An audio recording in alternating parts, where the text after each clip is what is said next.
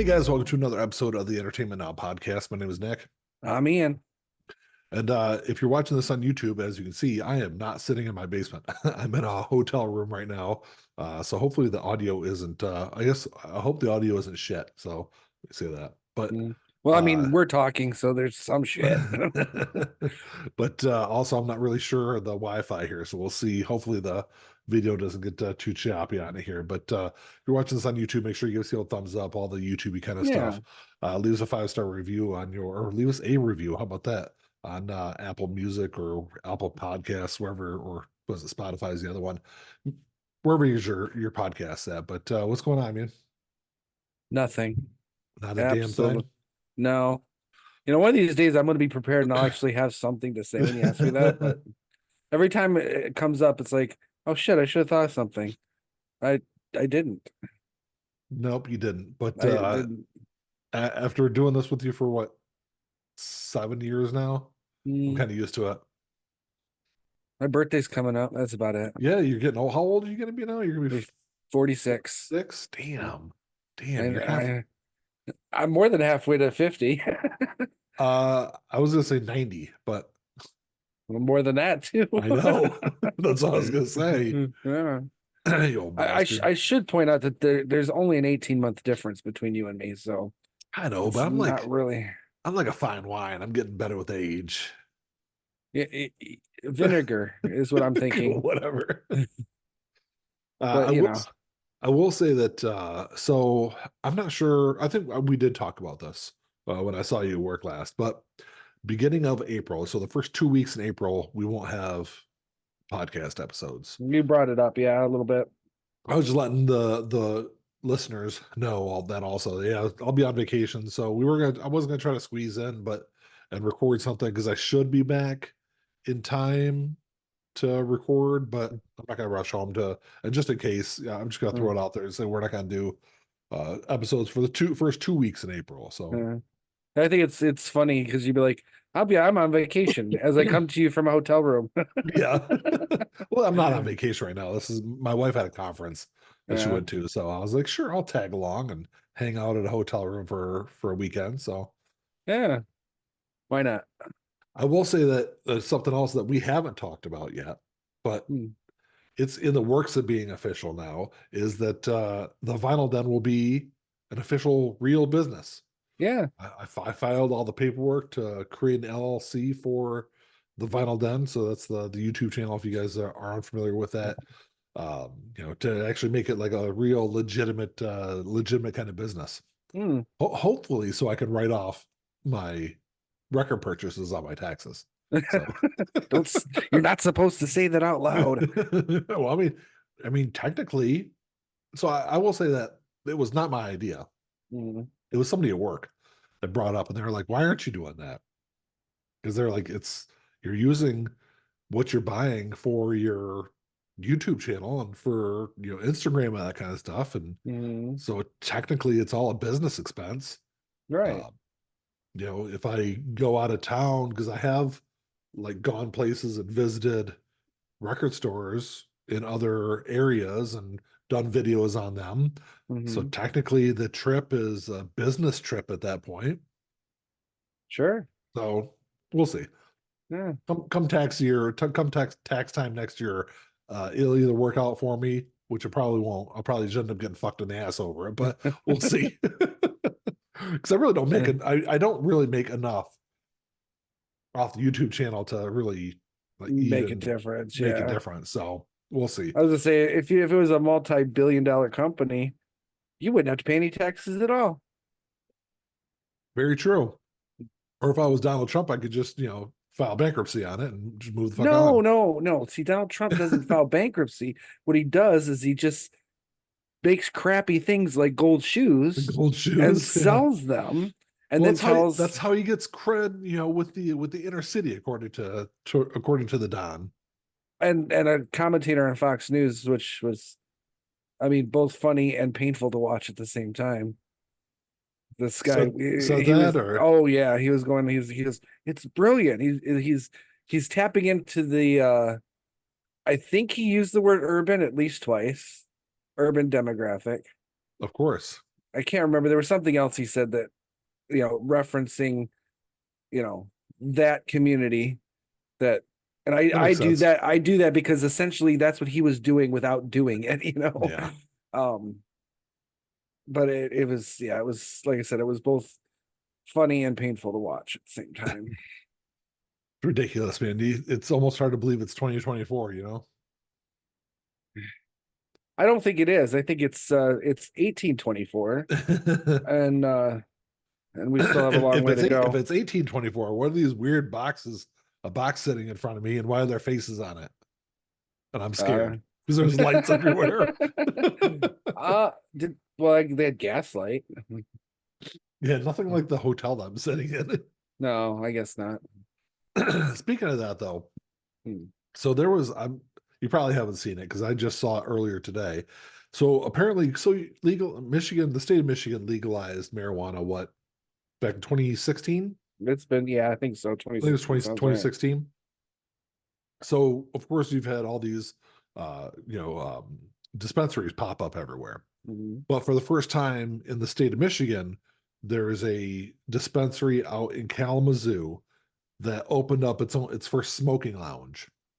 Hmm. They're calling it consumption lounge is what they're calling it.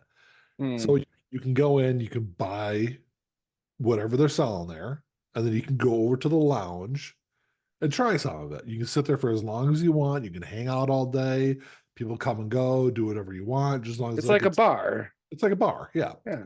And people are like losing their shit over this Uh, because they're like, well, all you're doing is gonna encourage people to go get high and then drive and like a like bar. that's what there were multiple comments in that thread that whenever somebody start bitching about it, they were like, how is this any different than a bar? Right. Yes, people are gonna go consume a product that's gonna get you high or whatever. How is that any different than going into a bar and having drinks? There is no difference. Nope. They're not saying there's a you can be here for 30 minutes or 45 minutes, whatever it is, and leave. There's no time limit. So I mean, you Right. could theoretically sit there, smoke, hang out for a couple of hours, and then leave and be Right. fine. Uh, Or if you don't, you call an Uber, just like anyone else would in a bar. exactly. Or Or, have a I guess, designated driver. well, the designated driver might be a little high too after a while, Well, that's true. without even having purchased anything. Yeah.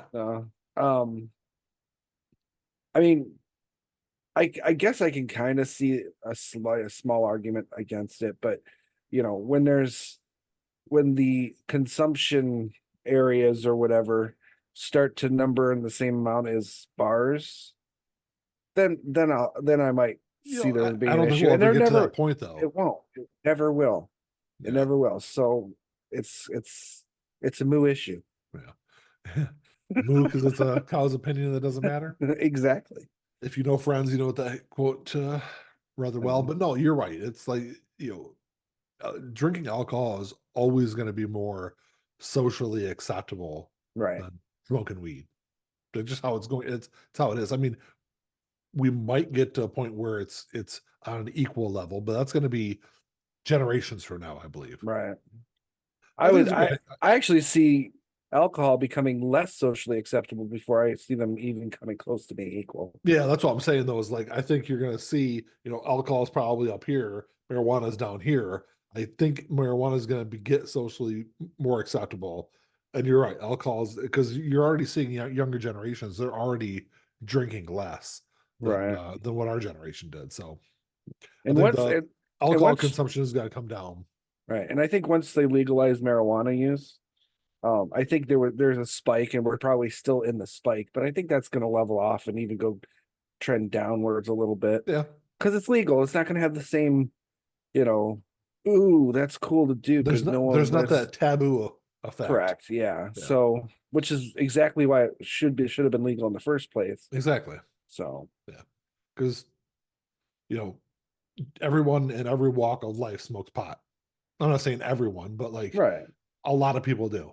Yeah. And not necessarily smoke, but a lot of people smoke. There's Consume. some people that only do gummies. There's different ways to consume marijuana. So Right. Yeah. So uh, I don't know. I think do what you want. If as long as you're not hurting other people, I don't give a fuck. right. Yeah, I mean, if you get into a car and you're super high and you kill somebody, you're gonna suffer and you should suffer the same You should. consequences that Exactly. if you had drank a half a bottle of whiskey and did the Exactly. same thing. Exactly. So, So, there's consequences, but yeah, like you said, don't if you're not hurting anybody, it's not a big deal. yeah. So, I mean, I've long been on the record to say legalize everything, but right. we'll Yeah. we'll never get to that point. No, I don't know. I don't know. Because I again saying what we just said, there's now precedent for it in terms of uh looking at it from that perspective. What do But you mean?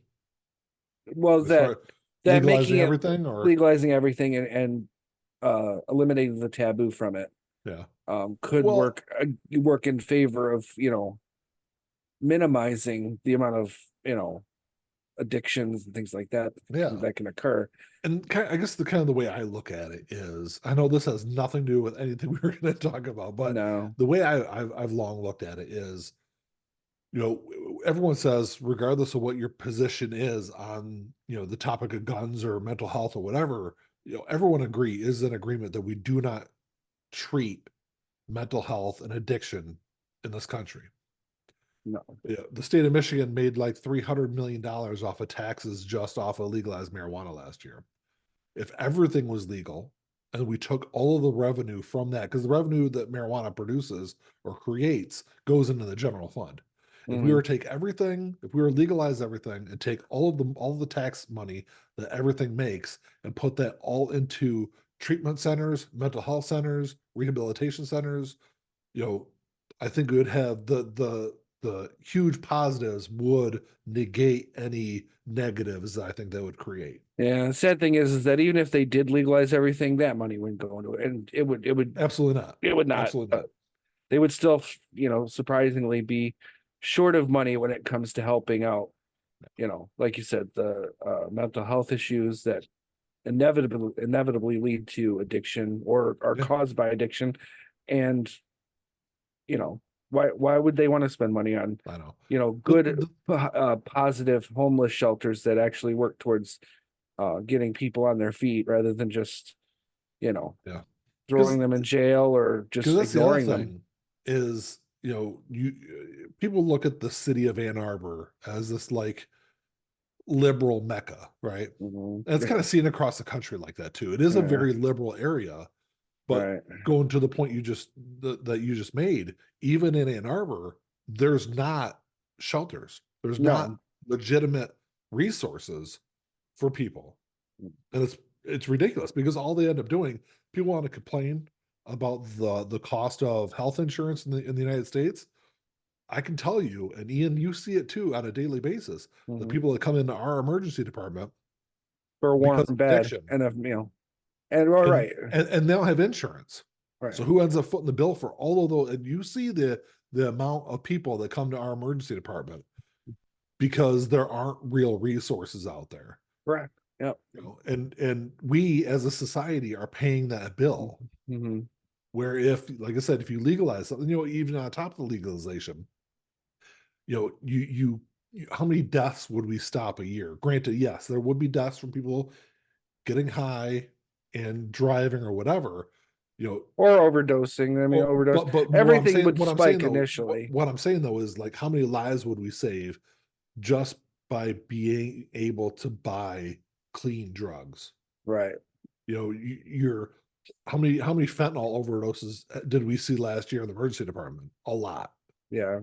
And it's in the 7 years I've worked in the emergency department, it's gotten worse. It's to the point now where we have like even like the opioid crisis. We've got Mhm. uh, you know vending machines in the hallways, with Narcan Right. for free Narcan kits to anyone walking Mhm. through the hospital, just because opioids and everything else, it's completely out of control. No one has any kind of idea, or I shouldn't say that. No one has any kind of will or interest in fixing the fucking problem. Right. But yeah, it's not like, I mean, and I bring that up just because it's not like I mean, I don't do any of that. I mean, I haven't, you know, partaked in marijuana smoking since before I went to nursing school. So, Right. Whatever. If my employer decides they want to drug test me, they're just wasting money. But And so I I, wasn't even thinking about that. Just, having political views, yeah, I will, expressed. but well, like I said, well, like I've always said with everything on this channel, anything we talk about on here, of course, is our opinion and no one else's. But Right. um, yeah, I just thought that was really interesting because I think you're going to see more and more of those pop up in the state of Michigan. This is not the first and only time that you're going to Well, have like a smoking lounge pop right. up. Do they already have those things in Colorado? Because it wasn't Colorado like the first state to legalize marijuana recreationally anyway? I think so. They're definitely one of the first. Right. And I guess the question then, if they have them there, how have they worked out? You Yeah, know, because it's always everything has to be, the first thing is always going to scare people. But yeah, if you see how it works and, you know, do the proper, apply the proper scientific method to it, you find whether or not it's going to work. I mean, because yeah. it could very well be a disaster. I don't think so in this case, but No, as I don't think something so. it's something that's new, that's what you do. You Yeah, know, you try it, you see if it works, you see where the flaws are, you fix them if you can. If you can't, you find a different method of doing it. absolutely. So, yeah, But yeah, I thought that was kind of interesting. The I don't know if you saw. I want to see if I can pull up the picture on my phone real quick. But uh-huh. apparently, Mark Ruffalo came out and said basically that the Marvel TV shows he thinks has ruined the MCU or had a large Hmm. negative impact. Let me see if I pull up the exact quote here. I mean, I don't blame the shows. I blame the. I mean, I guess who do you blame? You blame the shows, but I don't know. See, most of the shows have been really good, in my opinion. There's a so the couple that have fallen short, but you know, so this is his it was in an interview with GQ. He said, I think the expansion into streaming was really exciting, but the thing about Marvel movies is you had to wait 3 years, and that created a mystique. He thinks that having these TV shows, multiple shows a year, have really kind of eaten into the mystique of the Marvel Cinematic Universe, which I completely agree with. Even though as much as I've enjoyed some of those shows, I think I've even talked about it yeah. on here before that. I think some of those shows could have been really good movies. Right. And they probably would have been. But the thing is that it's not, in my opinion, it's not always quality over quantity, because I mean Yeah, that is a real thing, but it's not that there's too much of it. It's just that what they're producing is yeah. subpar. And when he points out 3 years, when was there ever 3 years in between Marvel movies? There was 3 years or 4 years in between Avengers Avengers movies, movies. I think that's what he's but talking not about. but not Marvel movies. Yeah, And it's not like they're doing Avengers TV shows. You know what I yeah. I mean? mean, because they're, So but that's, I mean, it kind of goes to the overload thing that I've talked about before, where you're yeah, Marvel's doing at least 2 to 3 movies a year, plus 5 TV shows a year now. right. But I they're think it's not two, doing that. I don't think they've done 5 TV series. I think they've only done like, have they even three. done? It's. I think there was the one year where I think there's 4 of them they did that first year. I don't think so. I don't know, There it was WandaVision, Falcon the Winter Soldier, and then Loki. And that was it. and also What And then the If, next, well, I don't count What If. but you Oh, do because it's a TV show. right. That's what I'm I know, saying. but I barely watch it. And even that's saying I really like the animation style they use. But But I'm pretty sure there was 4 that year, so maybe I that mean, was we'd the have to most. look it up. I'd have to look it up to see, but it doesn't feel like it was that many. I think three was the most I remember there being, but I'm not 100% sure, so don't hold me to that. Yeah, Uh, but but there was still, easily, there were several years where there was 3 or 4 Marvel movies in a year too. I think it was 3 was the most there ever Yeah. was. It's to me, you could pump out 10 Marvel TV shows a year and 3 movies a year in the same year, and if they're good, they're good. If they're not, they're not. I think what Uh, kind of happens though is I think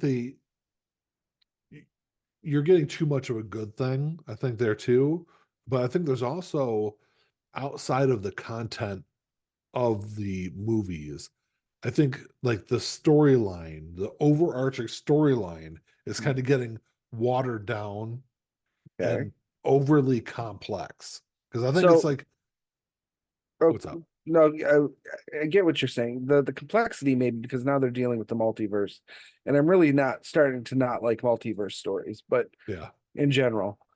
However, if you think about it, say there's 4 TV series in a year,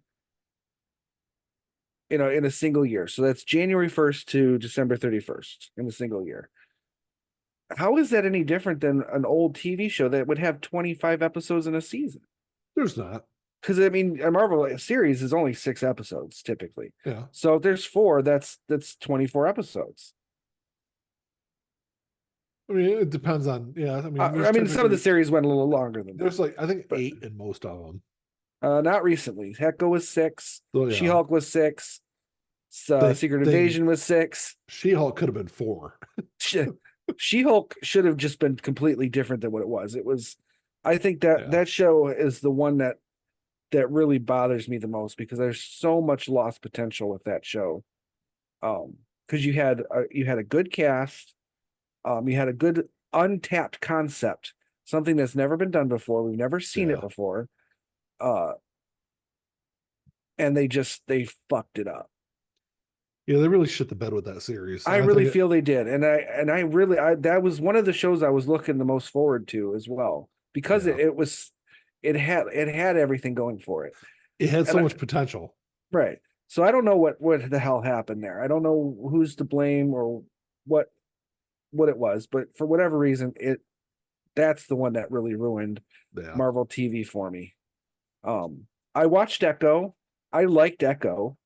People I did not. It I did didn't really poorly. so I guess my biggest problem with Echo is I feel like it probably could have just been a 2.5 hour movie instead of a 6 episode thing. And it felt small. And I Yeah. know why, because they cut the fucking budget on it before it was even made.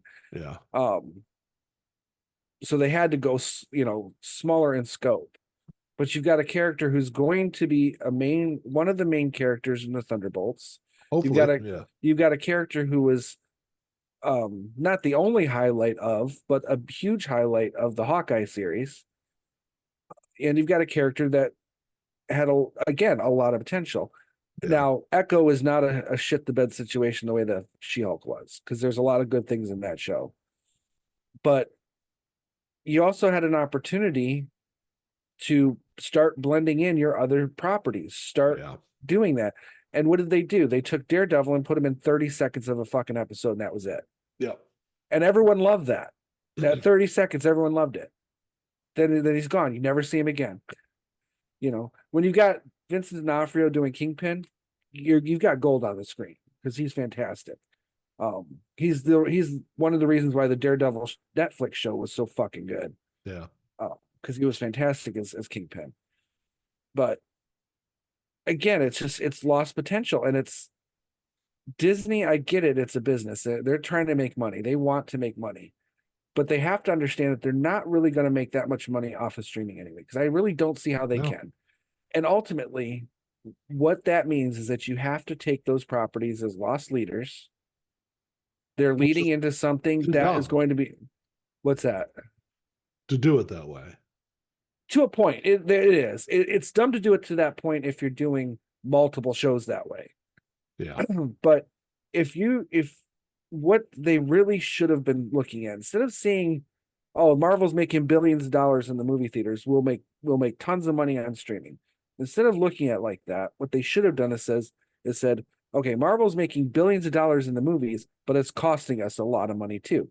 So we do smaller 6 episode little miniseries that'll be cheaper to set up the next movie or the next 5 movies or whatever, and do it as a lost leader instead of trying to make it translate from big budget movies and big box office movies to streaming, because streaming is not going to make them money.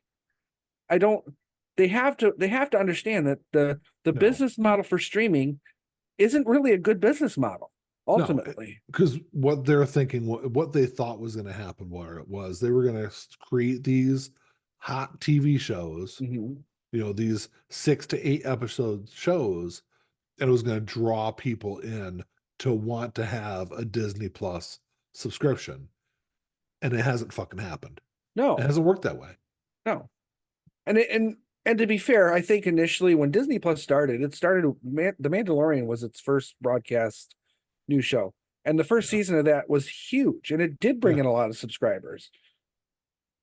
But once the quality starts going down on things, and I'm not saying it did with Yeah. Mandalorian.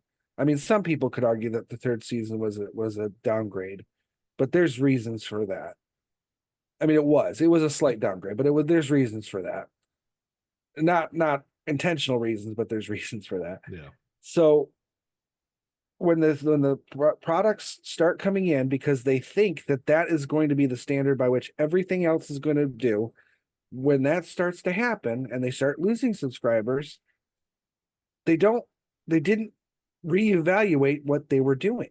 They just Yeah. kept going I want and to add thinking something real the quick. next product was going to be the one to bring it all back. Let me add something here, though. So I think you can correct me if I'm wrong. I think around that same time that that the Mandalorian started, I think Mm-hmm. it was around the same time that Disney was also running. There's a bunch of different promos that they were running where you could buy this or buy. There was like, you buy an iPhone, you got Mm-hmm. 6 months of Disney Plus free. Yeah, they were doing some of that stuff. There They was really kicked it, that it, into gear though later, more so though. but I'm pretty sure it was around that same time because I'm sure that you even promoted, like, if you sign up for Verizon, you get 6 months free of Disney Mm-hmm. Plus, and you can watch season 1 of The Mandalorian, or you can watch The Mandalorian. Right. So you had this huge bump in subscriptions for their service, but you have to remember that people weren't paying for that though. Right. I And then don't I think know. I'm sure if you go back and look, I'm just assuming here though. Right. I'm sure if you go back and look at their numbers after 6 months, there's probably a drop off Right. because there's a lot of people that decided, well, I'm not going to keep paying for it, or I'm not Right. going to start paying for it, or I was able to just roll it into my Verizon plan. So Right. So I think they did run some promotions initially because The Mandalorian really I think the first episode was dropped right when Disney Plus went live or within a week of it going live. If was it memory really serves, that? I thought it was. I I thought think it it was like was I thought it I'm was a pretty couple of sure it was months that. before it did. Well, it might have been, but it feels like it was really like right close to it. But we'd have to look it up to be 100% sure. Yeah, And I do remember them running some promotions, but my impression, because I've had it since The Mandalorian. I got Disney and I stuck with it because yeah. and I've had it since The Mandalorian started. Um, You're right. It launched on uh it launched on November 12th, 2019. and that was the same day that the first episode dropped. Okay, Yeah. because I know it was their flagship. It was their flagship show. It was Well, and the their reason why I pilot. know it, and the reason I know it was because if you go on Wikipedia, they've got a screenshot of the day it launched, and it has in the header The Mandalorian. Oh, okay. So, yeah, and that show was hugely popular. That season was hugely popular. People who didn't typically even like Star Wars were talking about that show. Yeah. So The Baby Yoda stuff was, yeah, that really helped. But I think that's how you get like um the less sci-fi demographic yeah, in is, oh, it's a cute baby Yoda. But most people, especially coming off of things like Game of Thrones, people want a good story. They want, yeah. they like, even if it's a mystery box story, which unfortunately is kind of become a dominant plot device in everything. Yeah. If it's good, people will stick around. People will talk about it. They'll talk about it at work. If it's engaging and they're enjoying it and it's good, they'll It'll talk. work. It'll work. Yeah. It's not that, this isn't a new problem. Hollywood has had this problem for decades. They see something that works and they replicate it, but they replicate what they think was good about it, which generally Yes. is not what's good about it. Yeah. It's like Halloween comes out. Sure, Friday the 13th was a ripoff of Halloween. Everyone admits that, but at least it was good. It was Yeah. different. It It worked. brought new things to the table. But then everyone took, and Sean Cunningham has said this a million times. He says they took everything, all these ripoffs that came after, they did all the things that I did wrong and replicated those. That's what, They amplified the yeah. mistakes. And they didn't see what was really there. They didn't take why that worked Yeah. for a reason. It's not because of the blood and the gore, which I mean it It helps, is, but you had likable characters. You had, relatively decent actors for considering most of them had not were not they well weren't known or established weren't actors. established. That's the word I was looking for, established actors. Um and you had a good story. Yeah. It's all it takes. It just have a good fucking story that makes sense and it will work. You don't need to have the Michael Bay blow everything up. Sure, spectacle helps sometimes, but I think if people are more concerned about how the CGI is looking and how what the actors are up to outside of the business, I think you've failed miserably at selling the product that you're Well, trying to sell. because I think a lot of times they use CGI and special effects to cover up for a lack of a really good And cohesive story. that's probably true. That's probably true. Because I can sit, and I know I'm in the minority here, but I can sit and watch a classic episode of Doctor Who from 1975 where the sets are wobbling and the monsters, you can see the fucking zippers on them, and it doesn't matter because it's a good fucking story. Yeah. I can, suspend my disbelief and it doesn't affect anything Yeah. because the story is good. And that's where I think Hollywood fails, and it seems to be failing more and more at that every year. Yeah. And I don't know And I think why. Is it? that's why I think movies did so poorly last year overall. I Is agree because because in general, they want these movies to be about the flash and the glitter and everything else, but there's no real fucking substance to them. right? And even if there is some substance, they don't know how to project it. Yeah. They don't know how to Look at it this make way. it work in a visual medium. A few episodes ago, we were talking about the movie With Honors. Yeah, Great movie. That movie would never get fucking made in 2024 because probably not. no one would be around to write that fucking script. That script You're doesn't get written nowadays. you're probably Not right. with that kind of depth and substance. It just No, doesn't fucking happen. yeah, I'm sadly I agree with you. I think and then even if a one chance in a million someone did write that script, It'd be neutered by the it studio. would be neutered by the studio, or it would be some fucking uh uh scandal because the actor who's playing the Brendan Fraser character you know did something, or Yeah. they make a big deal because they come out as non-binary or something, and that becomes the story. They no longer care. Nobody cares about the movie anymore. Yeah. you Yeah. know It all that stuff detracts is from the movie. all that stuff is important on a societal level. It's important to have people, you know real people, understand that actors and actresses are real people and have real lives and can, Yeah. and go through the same things that everyone else does. But it shouldn't be what you sell your movie on. Yeah. You know what I mean? Absolutely. Or your TV show. And I'm talking to you, Star Trek, because that's exactly what has killed Star Trek. It's Yeah. not that it's woke. Star Trek's always been fucking woke. It's the fact that Even ever since the it's 60s. ever since the 60s. But the thing is they were woke and they were showing woke, but they weren't telling you it was woke. They were Yeah. just doing it. Now And the things that they do now are like telegraphed on screen. absolutely. And if it's not on screen, it's in every fucking interview that the actors are Yeah. doing. Yeah.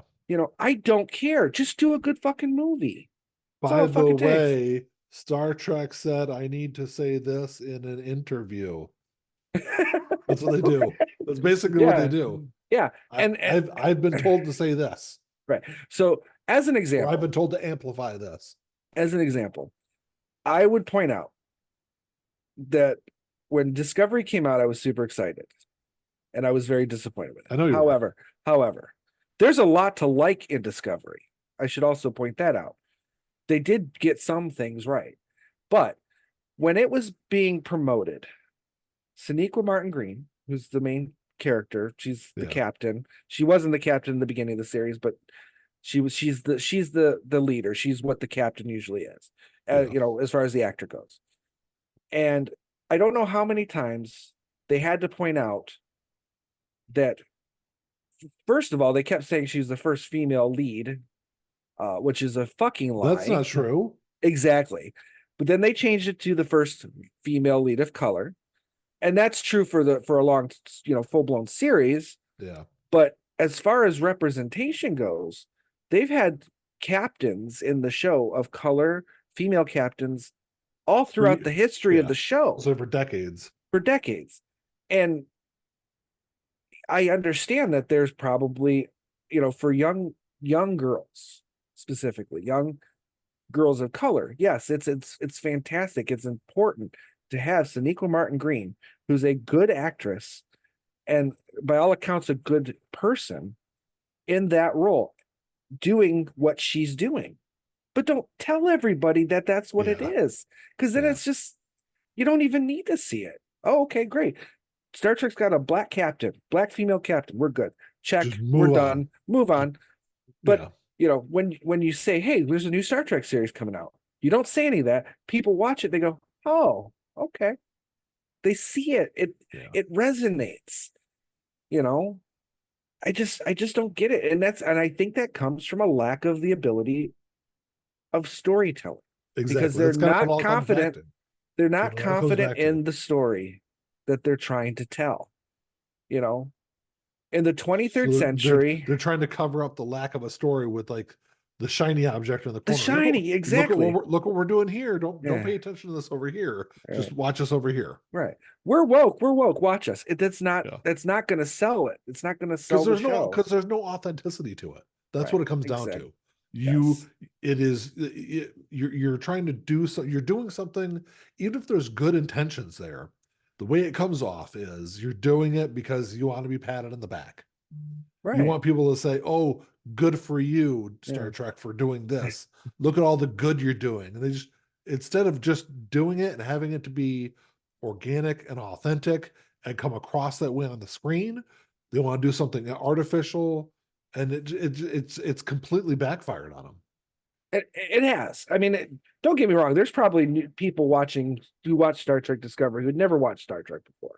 Yeah, and it may have worked for you know, but there's a reason why Discovery, being the flagship show for well, at the time CBS Plus, now being all CBS All Access, and then becoming Paramount Plus, why Star Trek was.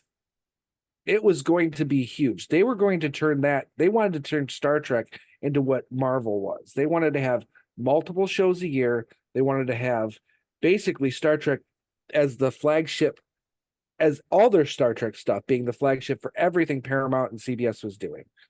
There's a reason why it's not that anymore. And there's a reason why the only thing that has been hugely popular with all of their Star Trek stuff has been the slightly adult oriented cartoon that makes fun of everything that Star Trek is. Yeah. And the Picard show, which harkens back to what Star Trek used to be. Those are the only, and season 3, I should point out, only season 3 of Star Trek Picard. Those are the two that have really stood out among fans. There's a reason for that. And it is writing. I don't like Lower Decks because of what it is. But I can't argue it that I've watched it and giggled. So the writing's there. But again, it also makes fun of Star Trek in a tongue-in-cheek kind of way. And it also tries to harken back to the classic stuff. So kind of going back to what you were saying though, is you know, where I think it hurts is because Star Trek has been a series that has tried to be out in front of social issues since the 60s. Yes. And doing things the way they've done with especially with Discovery is it screams tokenism to the general public, regardless of whether or not you are ever going to watch that series or not, it feeds into this negative stereotype of more progressive shows and organizations that try to do things the right way. And then now you're giving it an example of, oh look, they're doing it just to be cool and cachet and whatever, to like I said, to basically get a pat on the back for being a good boy. Virtue signaling, Yeah, signaling. yeah, virtual signal, Yeah. exactly. Oh, And it's just it's counterproductive to the overall thing that they're trying to accomplish. right. If that If makes if sense. if there's any writers out there who watch this, and I know there's not, but if there were, I would say to them, go on YouTube. I don't remember what show it was on, some silly talk show that was on back in the 60s, early 60s, black and white. But they had Rod Serling on there. If you want a master class in how to get your social message across in writing, watch that. Watch that interview, because he's sitting there talking about all the things that we're still fucking talking about Yeah, representation.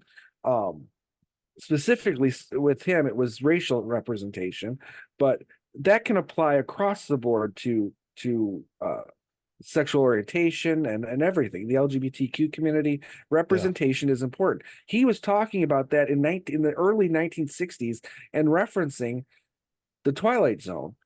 And I think ultimately, if memory serves, the interview was kind of talking about how, is it really an art form, or I'd have to watch it again, but there were not opposing views. There were the other guy who was like the opposing view was just kind of talking about how there should be more, literary based stuff on TV.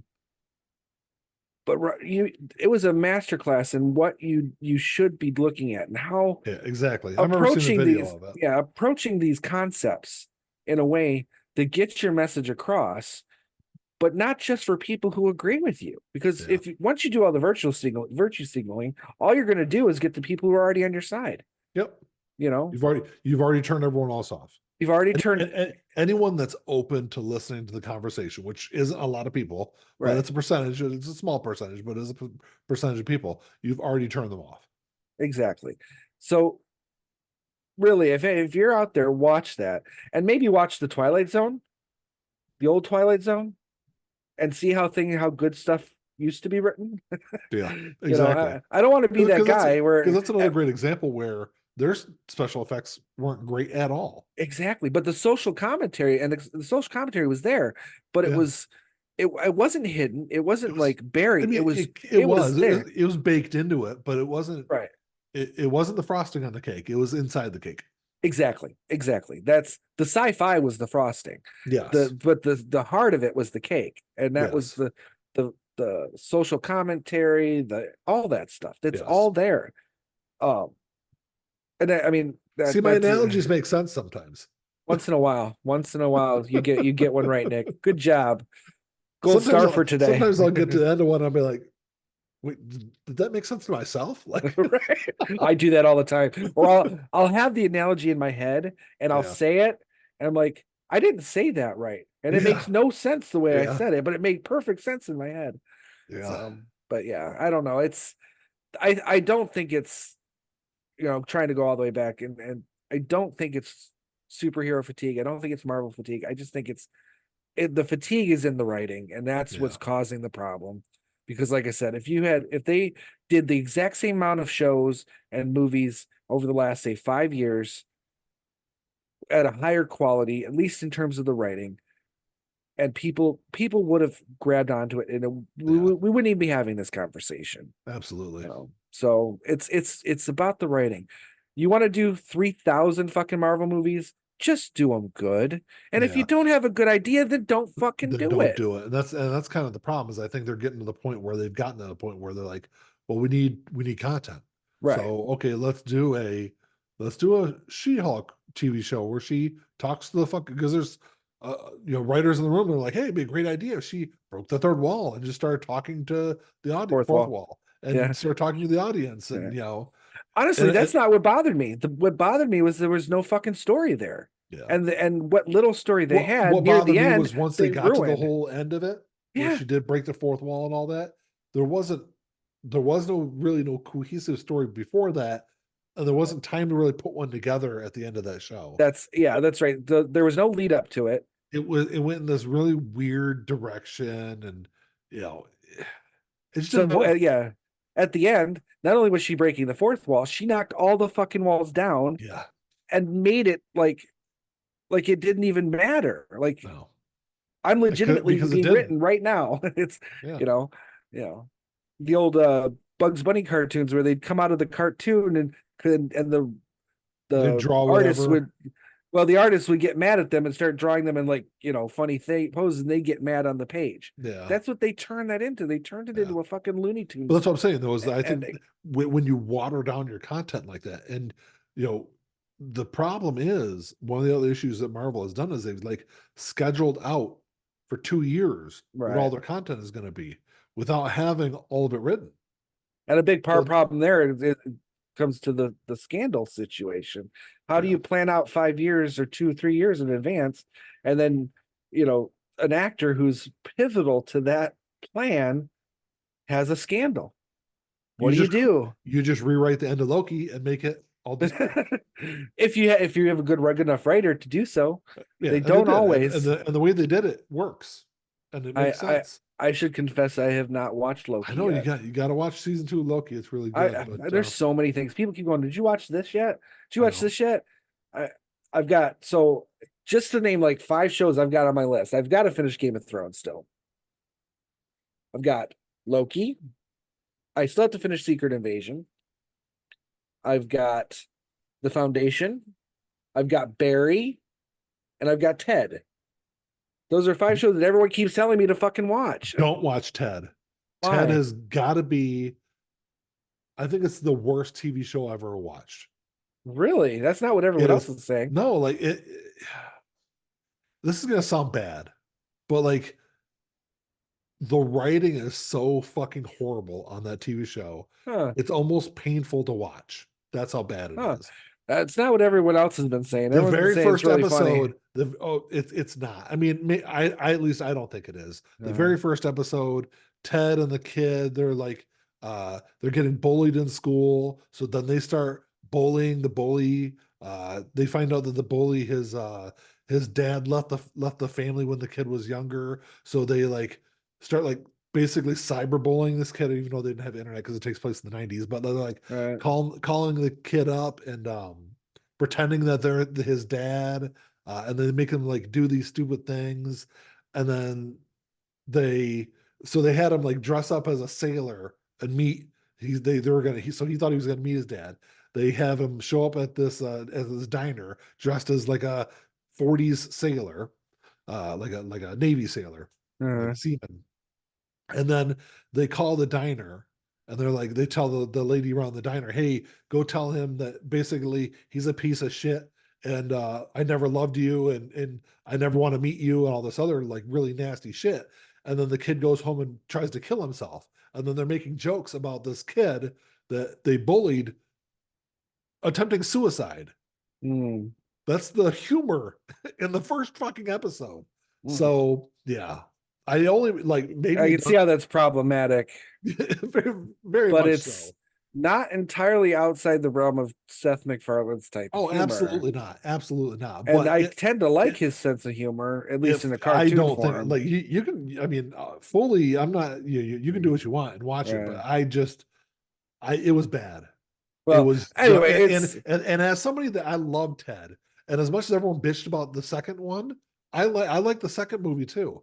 I did too. And I generally I like Family Guy. I watch, I've loved it since the show first started. I love a lot of the stuff that Seth MacFarlane has done. The humor in that show is, you know, at best bad, at worst horrible and unwatchable. Huh. Well, I mean, it's the first time I've heard anyone say it was bad, but maybe it'll stay at the number 5 spot, and I'll try and get through those other ones first. Speaking of something you were supposed to watch, on our last episode, I believe you said you were going to go home and watch Once Upon a Time in Hollywood. So I almost did, but it was Almost. yeah, I was I was having trouble falling asleep, and I had to get up for work, and it was getting to that point where it's like almost useless to fall asleep. It's like, fuck it, I'll just watch that because I'm only going to get 2.5 hours of sleep anyway. What's the fucking difference? So I bring up Hulu and I click on it and I'm looking at it. I'm just like, I'm gonna fucking start this and I'm gonna fall asleep because that's how it works for me. Yeah. So I didn't. And from this point on, I will not say I might watch that this weekend. I'm just gonna say it will get watched at some point in the I'm pretty sure your in the exact future. words were something along the lines of, I'm gonna go home and watch that. we're gonna be we'll be done recording early today, so I'll be able to go home and watch it. Yeah, I don't Or even I'm remember going to what go home and watch it. I don't even remember what I watched that night. It wasn't that. Yeah, obviously. Obviously. So yeah, But- as far as like I was just naming TV shows, there's tons of Yeah. movies I still need to watch. Yeah. I still haven't watched Top Gun Maverick. Yeah, it's a good movie. I really enjoyed it. Yeah. But There's Death on the Nile I want to see because I really liked Murder there's on the lots of Orient movies. Express. There's lots of really good movies I want to watch. But Yeah, tons of stuff. So real quick though, speaking of watching stuff. So I was in so there's a part in the emergency department called West. So we put like our admit holds. Of course I know you know this, Ian. You don't have to agree and say yeah. But no, I don't. What are you talking about? I have I have no clue what you're talking about. I was over in West with two. There's only 3 nurses at staff over there.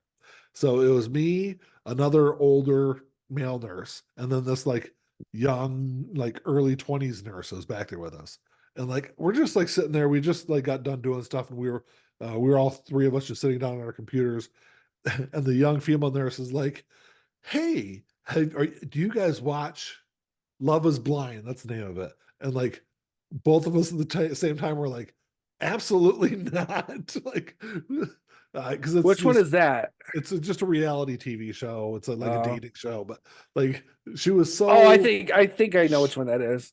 She wanted to talk about the show, and like both of us were like, absolutely not. We both fucking hate reality TV. And well, I mean, that's you said she's in her early 20s. That's all she's grown up with, really.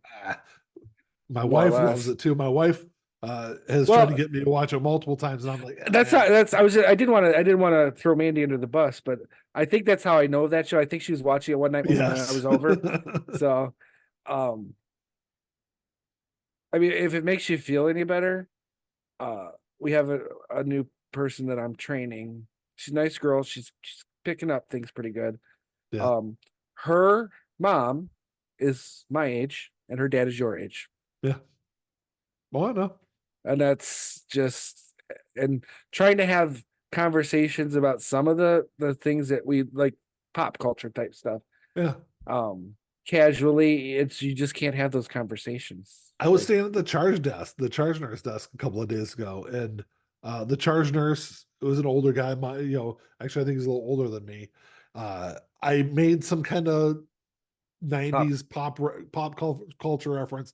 We both laughed. Everyone around us were like, "What are you guys fucking talking about?" Like, they're fucking kids. Like, see, and that is why, Nick, whenever you call me old, I can bring you back down to earth and remind you that we're the same age. Yeah. So. But all right, we had a topic. We'll try to get to that next week.